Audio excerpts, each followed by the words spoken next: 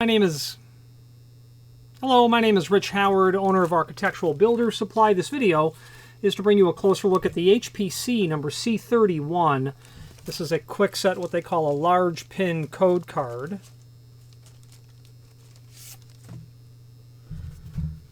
So if you're looking at this, you're likely very familiar with what it's used for. If you're not, that's okay too. This is used in a blitz style key origination machine. If you're going to originate keys by code, HPC has a system by which you can do that. They have more than one.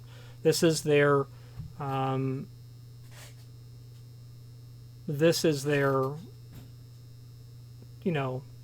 is it correct to say it's 2-axis? I think it is. Got a couple of wheels, and you move the carriage over, and you are able to then bring the key up to the proper cutting depth. A really neat system that is the card system is really neat because it's easy to understand in the sense that you turn one wheel and you line the needle up with the card, and you turn the other wheel and you line the needle up with the card, and then you've got a cut. That's how this works. And they have in their system a number of different cards, several scores worth of them. Here we go. And this is for cutting Kwikset. Now, it looks like there's a lot of gobbledygook on here, and that's probably because there is. But when you understand what all of it is, it all of a sudden becomes quite simple and straightforward. And what I'd like to do now is actually dissect this card and tell you as much as I can tell you about not only this card in particular, but really what I'm telling you is about all of their cards in particular, because the format is the same. So let's go over this card right now. If you are enjoying this video, please click thumbs up or like, and also please consider subscribing to our channel.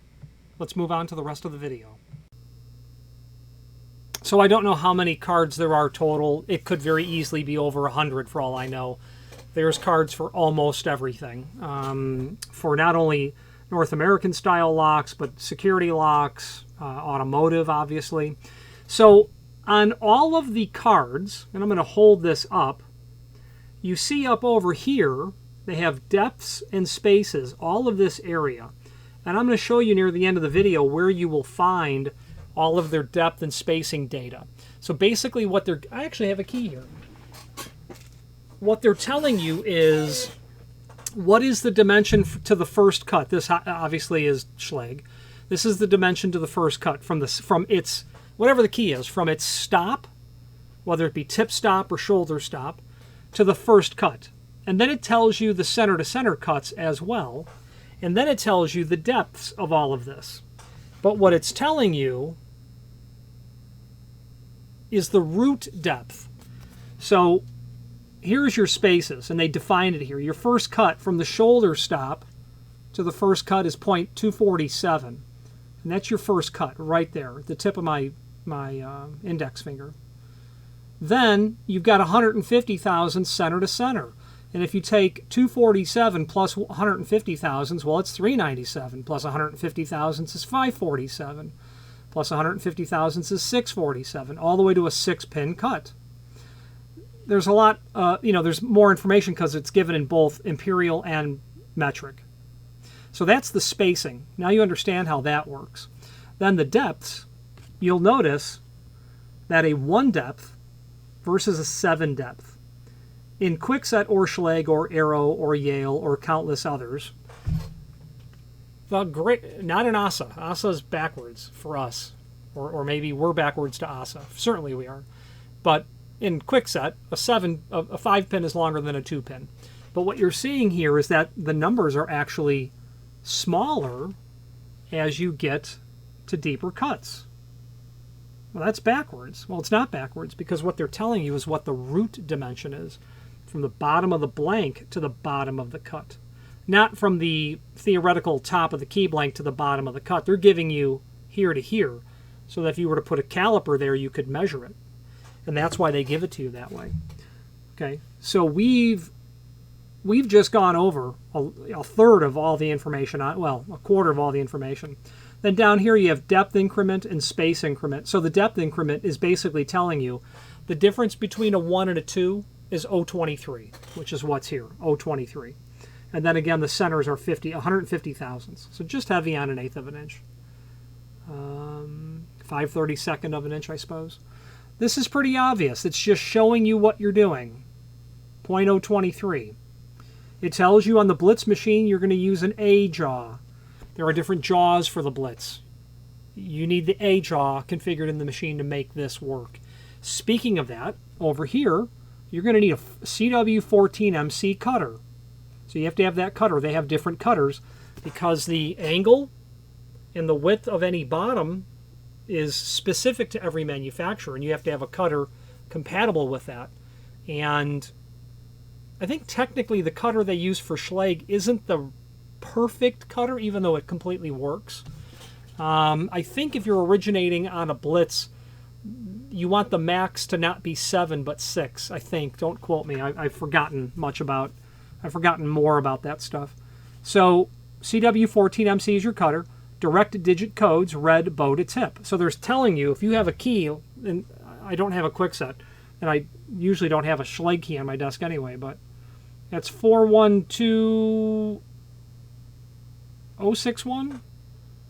412061. So they're saying it's a direct code. Whatever that is literally what the bitting is. And that it's red bow to tip, if you're familiar with small format or some high security material, it's from tip to bow. So they're telling you it's here to here, 1 to whatever. So we've covered a lot of ground now. DSD 046. I'll show you where that reference document is. The max is 4, and it's a single-step system. So that means you can't, the maximum adjacent cut specification. That means you can have a cut, you can have 2 successive cuts as long as they're not greater than 4. So you can have a 1 and a 5, but you can't have a 1 and a 6. Okay? You can have a 0 and a 4, but you can't have a 0 and a 5. Otherwise, the cuts get so, the top of the cut gets so wide that it obliterates the part of the adjacent cut, and your pin won't sit right because you've lost some of the material. Then over here they're telling you, over here they're telling you what part numbers to use for key blanks. 1176, that's going to be an HPC reference as far as I know. A Kaba Ilko reference. I don't know these other key blank numbers. They're probably manufacturer specific. Would be probably the first key numbers here. Anyway, single step. That means that you've got depths 1 through 6, but because you have an 023 increment, 023 is considered the minimum increment you can have between a 1 and a 2 cut or a 2 and a 3 to make it single step. So if you're familiar with Schlage has 10 depths, but it's a 2-step system because the difference between a 4 and a 5 is only 0.015. There is no number 1 master in a Schlage pinning kit, but there is a number 1 in a Kwikset because Kwikset's a single step. Their master is thicker than what a Schlage would be, and therefore it's a single step system. In fact, you can create a very large number of theoretical bittings with a single step 6-pin system. A 6-depth single step system that would actually be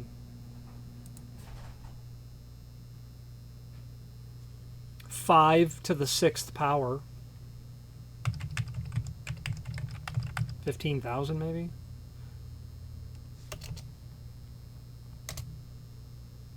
The kit is good, 15,625. So you can make, with a Kwikset system, you can yield a lot of bittings in your standard progression format. I was kind of cheating. I have those numbers somewhat in my head. Note, when using with original pins widen as shown, if using CW14MC cutter or CW1014 cutter on centerline marks. So any notes that are specific to the system and any tips or tricks will be kept here. And then, of course, you have your spacing arc and your depth arc up here. Your card model number is here. The title is here. And every HPC card that you get is going to be formatted the same way. So not only are you getting what you pay for, Show me where to stop the needles on my blitz machine. But they're giving you all this other data just in one spot. And you can look at it as soon as you have your eyes on the card in the machine. So HPC does a great job in that regard.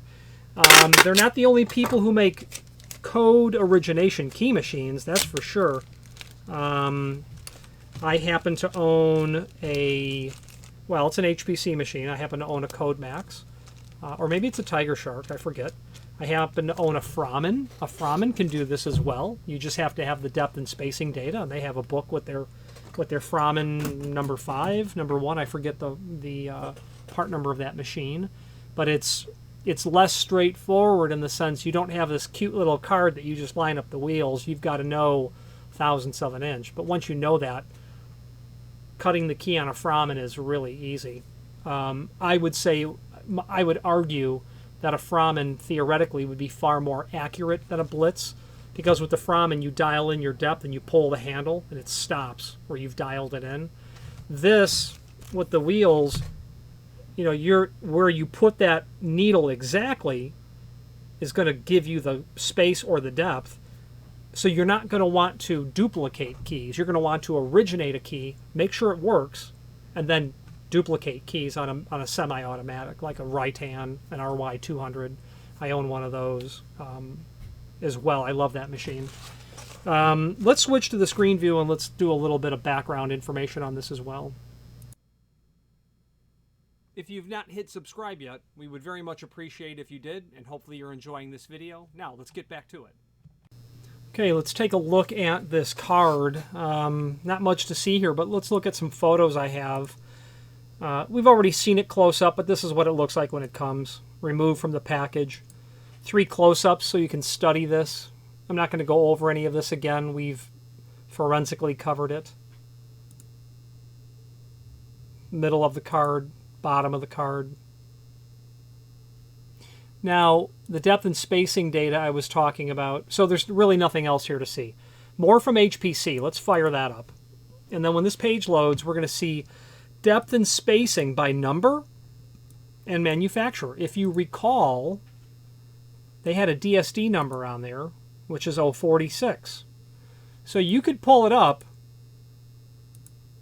and go to 046, or you can pull it up and go to Kwikset. Either one of those is going to work. Okay, so let's go by number since we know it's an 046. So let's fire that document. Control F, 046. Yeah, there it is. DSD number, 046. Kwikset large pin.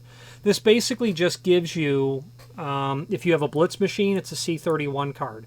If you have their punch, it's a P31. The cutter to use isn't that interesting. The card and the DSD are not the same. That is interesting.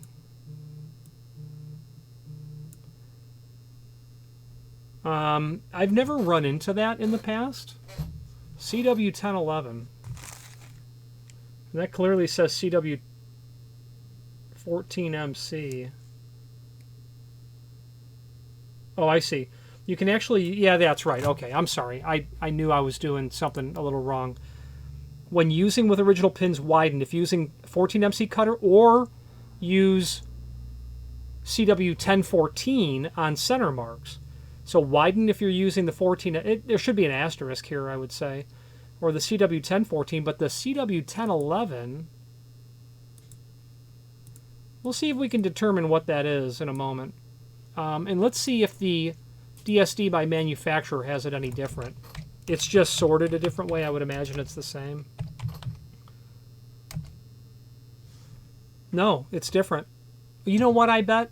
I think I must be looking at the wrong DSD, because that's a 30. That DSD was 30046. Here's a true 46, and that tells us CW14MC. So I was probably looking at the wrong depth and spacing data. Okay, your punch machine variables there. Now, on this page, you can look at all of the HPC products we sell by means of this horizontal navigation. Let's see if we can get a user's manual for the Blitz.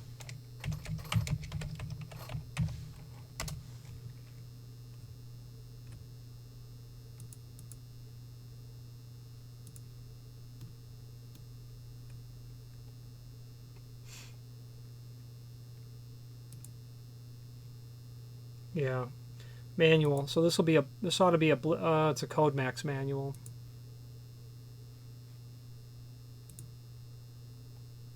Okay, here's a Blitz. So in here, and this, if you buy one of these machines, you're going to get this in a binder. This data, code cards, all of the replacement parts, cutters. Here we go.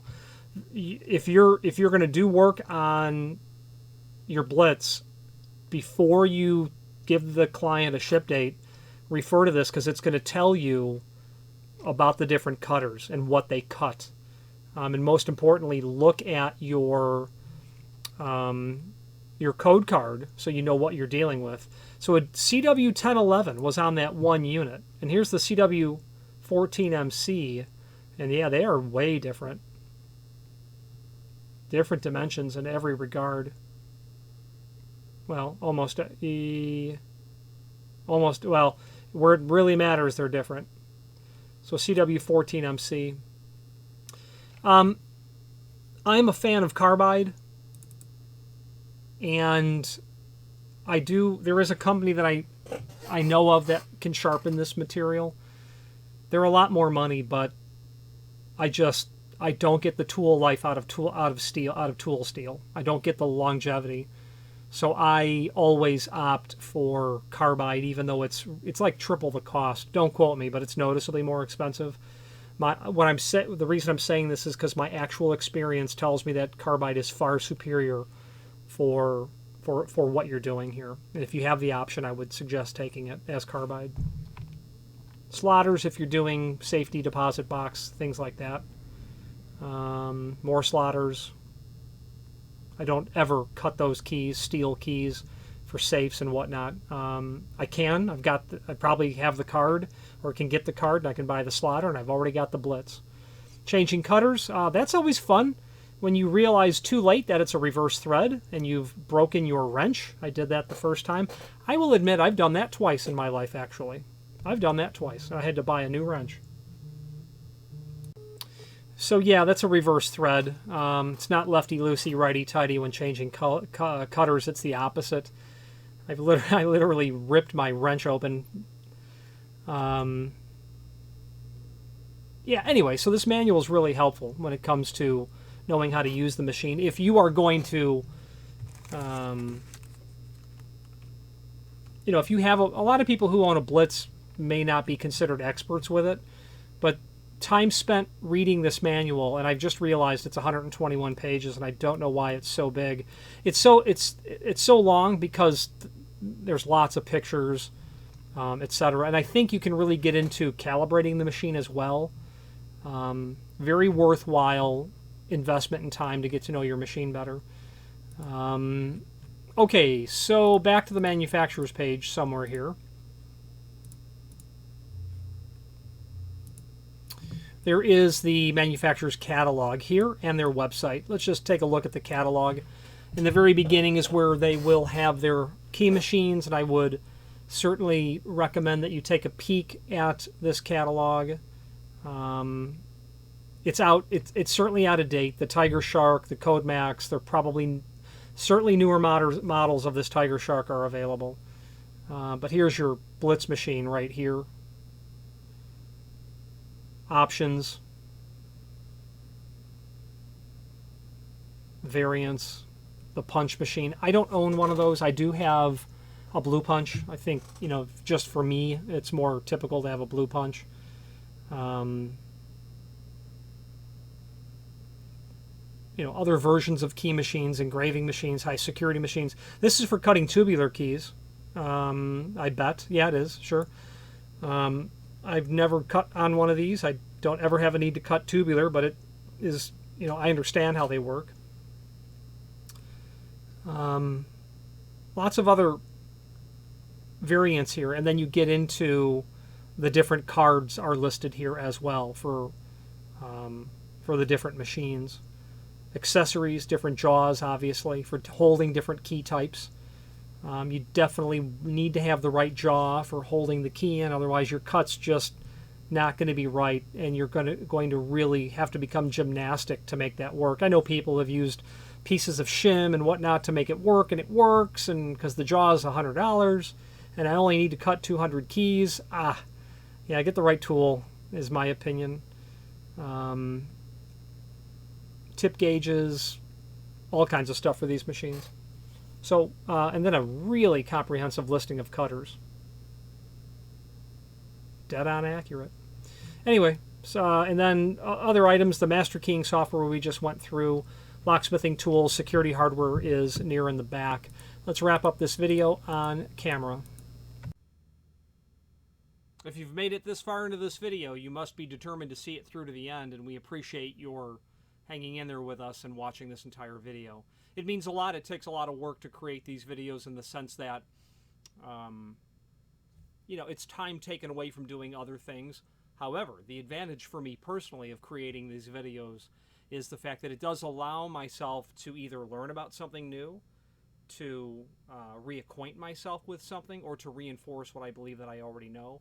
Any comments that you might leave down below would be greatly appreciated. Thank you.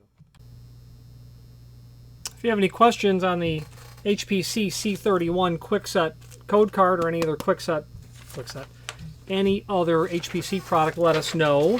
HPC is most certainly a part of a culture of locksmith tool manufacturers who engage the community. Every time that I have ever reached out to them for tech support, every time they've responded. Sure, a couple of times, maybe 20 times it took asking more than once. But those people are just great. They always respond. There was only one time that I had to go or get escalated past customer service with a technical question. And I'm very appreciative of that because, you know, while I have, you know, a locksmithing credential or locksmithing credentials, the world of locksmithing is a life journey where you are always learning more.